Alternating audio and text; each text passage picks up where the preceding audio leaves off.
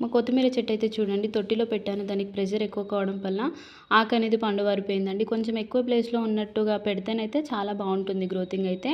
చూడండి రూట్స్ కూడా చాలా హెల్తీగా ఉన్నాయి. అలాగే కొంచెం స్టెమ్ కూడా చాలా గట్టిగానే ఉందండి. చూడండి రూట్స్ అయితే చాలా హెల్తీగా ఉన్నాయి. కొంచెం ప్లేస్ ఉంటే బాగుండేది. ట్రిక్ ఏంటంటే ధనియాలను తీసుకొని ఒక గుప్పెడు తీసుకొని మనం ఎన్ని పోయాలి అనుకుంటే అన్ని తీసుకొని వాటిని ఒక పేపర్లో వేసి ఇలా పెట్టి క్లోజ్ చేసి కోళ్ళతో ఇలా అన్నట్టయితే అవి 2 పార్ట్స్ అవుతాయండి ధనియాలు. 2 పార్ట్స్ అయితే మనకి తొందరగా గ్రో అనేది వస్తుంది. మట్టిలో వేయగానే ఒక 3 or 4 డేస్కి చిన్న చిన్నగా రావడం స్టార్ట్ అవుతుంది. లేదు అని డైరెక్ట్ వేస్తే చాలా టైం అయితే పడుతుంది. 15 డేస్ అలా పడుతుంది. ఇలా అయితే రబ్ చేస్తే మనకి 2 పార్ట్స్ అయితే అవుతాయండి. ఇంకొంచెం కావాలి, ఇంకొంచెం అయితే కావాలి.